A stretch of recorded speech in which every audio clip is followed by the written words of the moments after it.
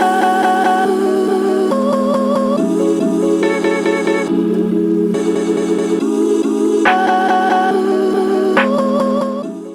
everyone, welcome back to Talking Wolves. I'm Tom, bringing you the latest episode in this season series, What We Learned, where we become sort of suckers for punishment, I suppose, at this point, and look back through the fixtures from the previous month.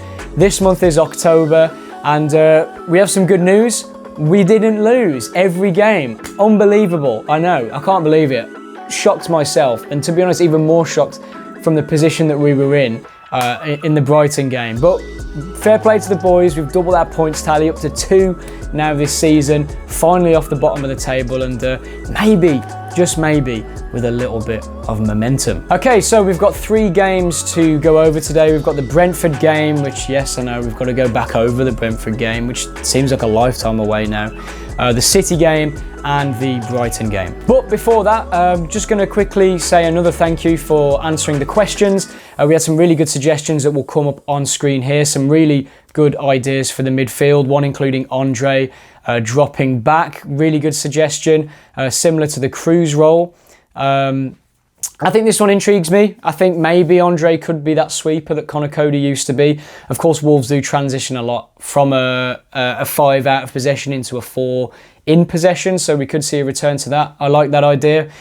Few of you choosing Gomez and Lamina, or Lamina and someone else, or Gomez and Andre as a double pivot, which I thought was interesting. Again, another good idea. And someone else obviously suggesting that Cunha drops in as a sort of a 10, and we have him as part of the midfield 3, so to speak. So today's question of the month is, who should start in goal? Which goalkeeper would you have as our number 1? Do you think it depends on the game? Do you think it depends on form? Yeah, which one? Because at the moment we're sort of stuck in 2 minds, and it seems as though it's becoming a little bit of a headache for Gary O'Neill. Who does he trust? You know, because both goalkeepers have been okay, if unremarkable, although Sarr's shot stopping has been excellent, which was evident in the City game and the Brighton games. He's definitely staked a case. So leave your answers in the comments down below for a chance for your comment to appear at the start of the next episode, where I'll just briefly touch on your answers. And yeah, thank you all for the support, and let's get into what I want to talk about today. Okay, so first up we have 5 at the back, 2 in attack. Yes, I know, terrible pun. I do apologise. They'll get better hopefully as the season goes on. But yeah, this is in reference to the Brentford game, or the result of the Brentford game, I should say. I don't really want to talk about it for too long, to be honest. I think most of us have probably wiped it out of our memories by now. But a pretty pitiful performance, very bad defending, lack of shape, etc., etc. You know the drill, which saw a huge shift in shape and tactics. And Gary O'Neill suggested after the game that he was going to change it up, and he did. And the City and Brighton games resulted in us switching back to the quote-unquote back 5. Well, I say quote-unquote, this, I mean, very literally was a back 5. Usually Wolves sort of went with a system of a 3-4-3, and obviously last season we sort of switched between a 4 and a 5, depending on the game and the moments within the match. But the City game, very much a flat back 5, with the wing backs sort of pushing forwards, and with 2 up top in Cunha and Larson. Now, whilst this shape worked pretty well against City in terms of limiting them, I thought that we were very reduced because of that. But the fullbacks offered up some really good width, which I think helped a lot in terms of playing on the counter-attack. I thought Aït-Nouri and Semedo were excellent in that regard, and they always, I think, offer more from a wing-back position rather than a full-back position. And I think that was evident, to be honest. Excellent ball by Semedo for Strand Larson, who, again, has shown up some really good hold-up play. But I think my concern with the 5 at the back comes from the limited options going forward. Now, whilst against City you can understand it, and obviously we did eventually concede the late winner from City, which again, VAR, controversy and all that, but I think we deserved a point, but there was no getting around the fact that we were extremely defensive and we didn't take the game to City like we have done under previous teams, albeit situations were completely different. Against Brighton as well, we looked extremely limited, and Gary O'Neill admitted that in his press conference after the game. I think it's pretty obvious that whilst it does give us some solidity and some shape and some structure, my main concern is the lack of attacking threat, which is unusual because you have Aït-Nouri and Semedo there. But I think Strand Larsen ends up being a little bit isolated because Cunha likes to drop a little bit deeper. He likes to come out wide. And then you have a little bit of an issue where Strand Larsen is sort of isolated in the centre of the park by himself. And even moments in the Brighton game, he was coming out wide to collect the ball and there was no one that was really arriving in to the penalty area, and he sort of had to wait for options to arrive. So I think that's a little detail that needs to be fine-tuned.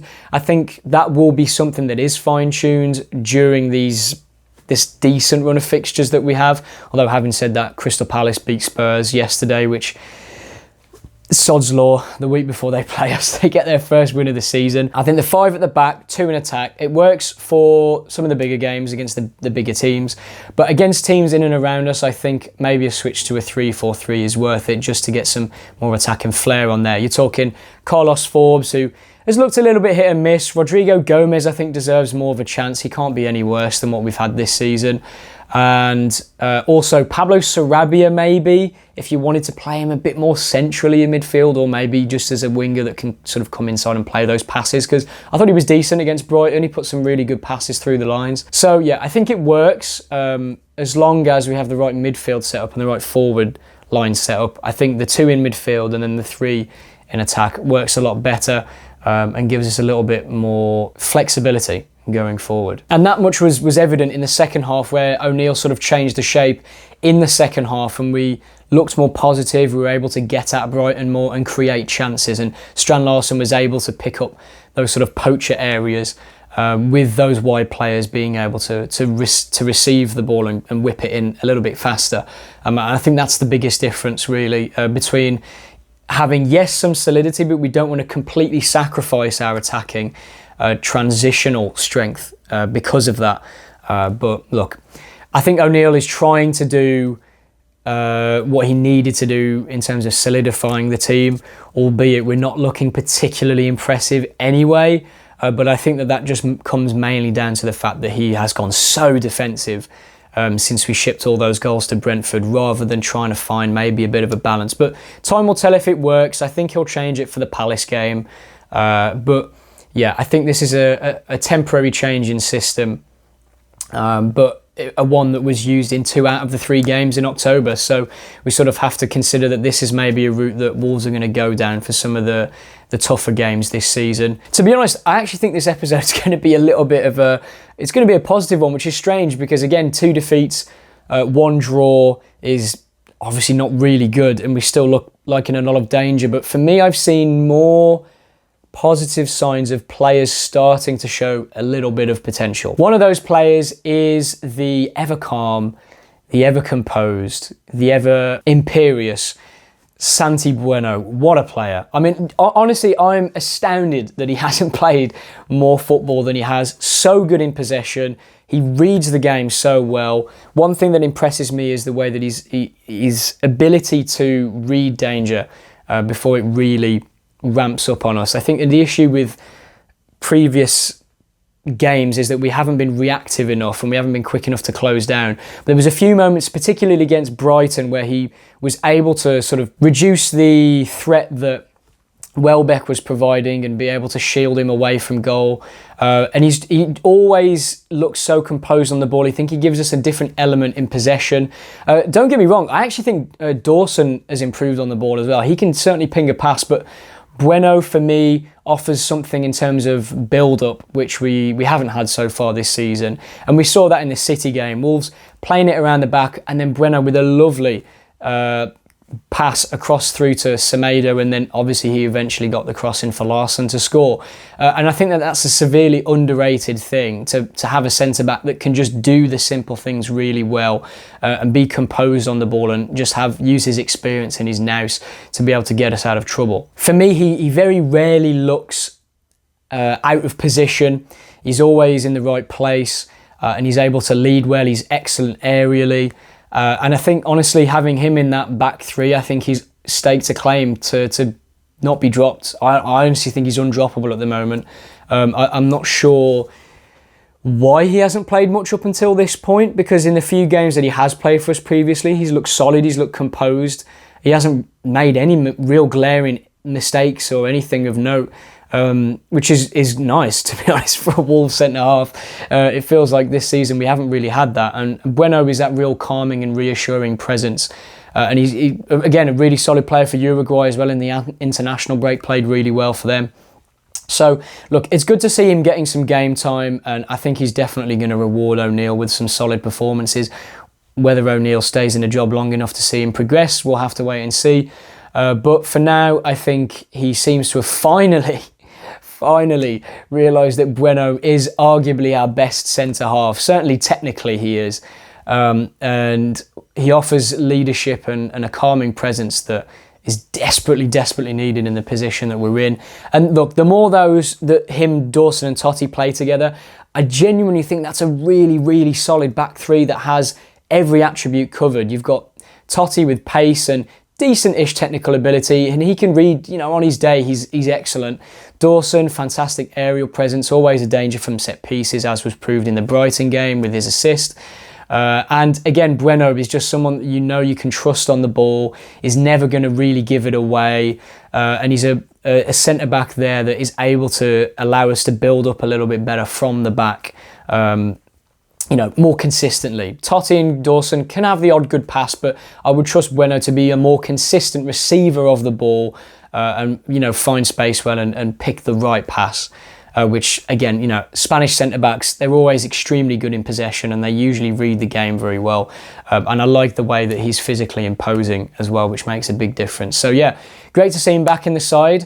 And, delighted to see him pick up some form. Okay, and our third talking point for this month, bit more of a recent one, but in the second half of the City game, and I think for the majority of the Brighton game, Tommy Doyle, I think, has staked a claim to be included more in the first team squad.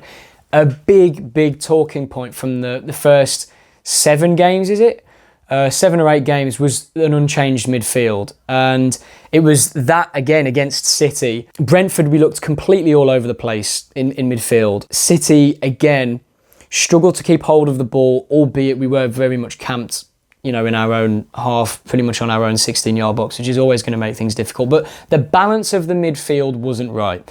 You had Lemina, Gomez and Andre, who are all excellent midfielders in their own right. But in a midfield three, I just don't think the balance is right there. Some of them are far too similar profile-wise, and they're also not good enough in possession, really, to be able to get us going and create anything.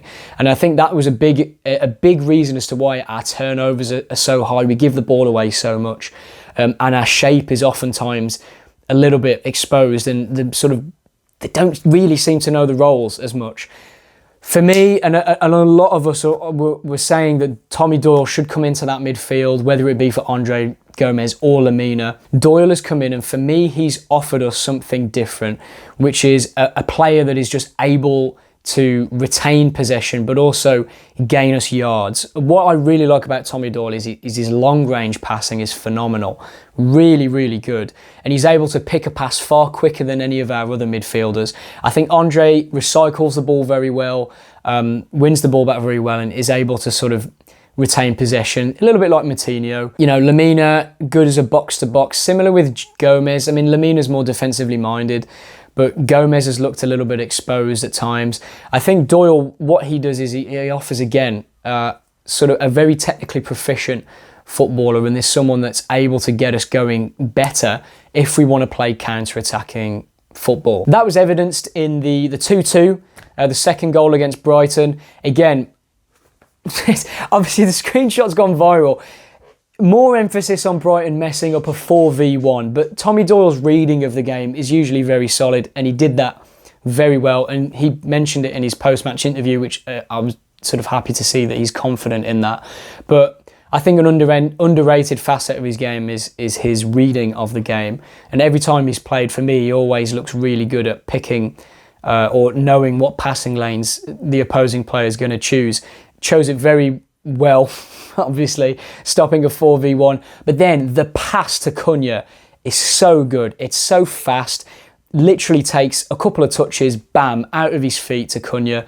And again, gains us a really good bit, at least, I don't know, about 40 yards, 50 yards. And then Cunha obviously can drive up to the penalty area and get the goal. And I think that's what Doyle offers. And that's what Lemina and Gomez, I think, lack, is the quality in the passing. Usually Gomez is a good ball carrier and his short range passing is pretty good. His long range passing and his, risk taking sort of passes aren't great. Same thing with Lemina. Whereas Tommy Doyle, I think, is more in the Neves realm of, he's just very good with his overall short range and long range passing. And it makes him a little bit of a metronome. He can dictate the play from us a little bit more than the other midfielders.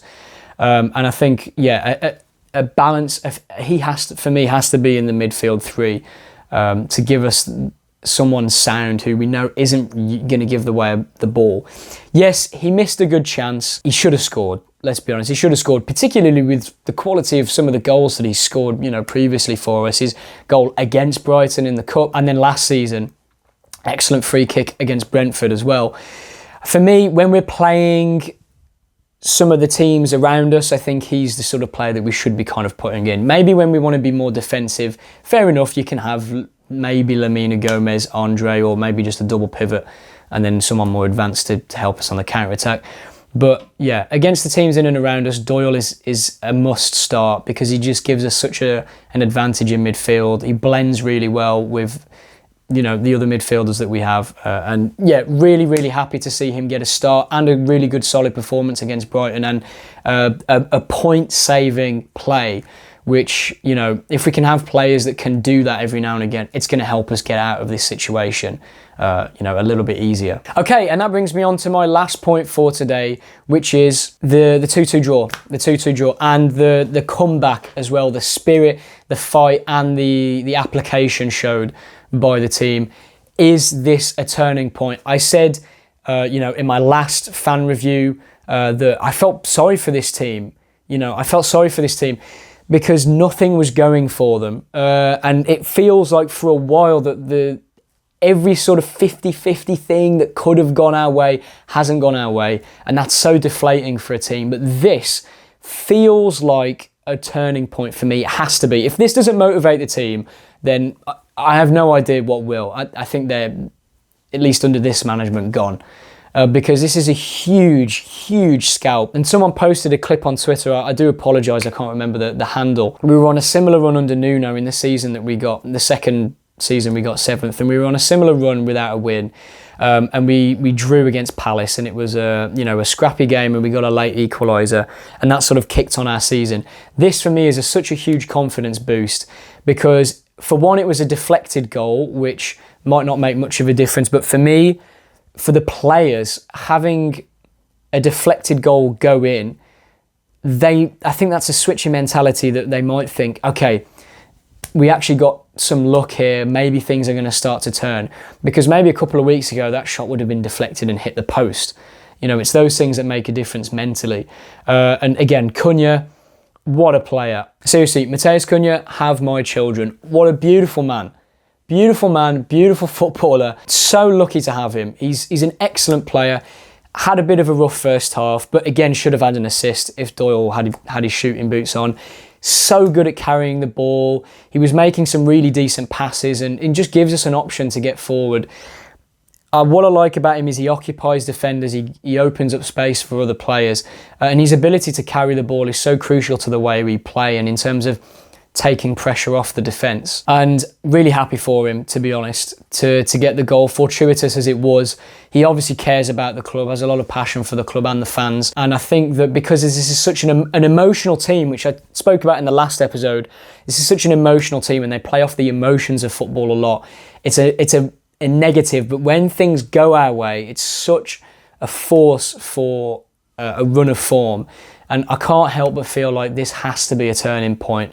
From 2-0 down, 5 minutes to go, as soon as Ferguson's goal goes in, all of us thought it was game over. Not a single one of us thought that we had any chance of getting a way back into the game. Even when Aït Nouri scored, there was a feeling of it's a consolation goal. But to have the mentality to keep going, to win that 4-on-1, to show the energy and just the tenacity to keep going and not give up on the game, for me is huge.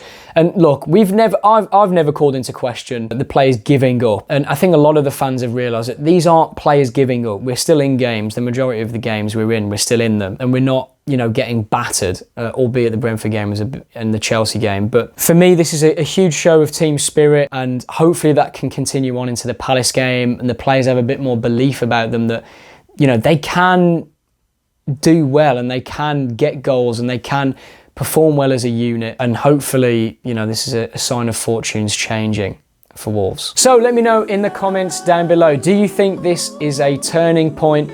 Tommy Doyle and Santi Bueno, are they must starts for you? Do you think that they should be some of the first names on the team sheet? Remember, answer the question of the month. Who do you think should start in goal? Thank you very much for your comments, and thank you again for watching this episode of What We Learn, and I will see you in next month's video.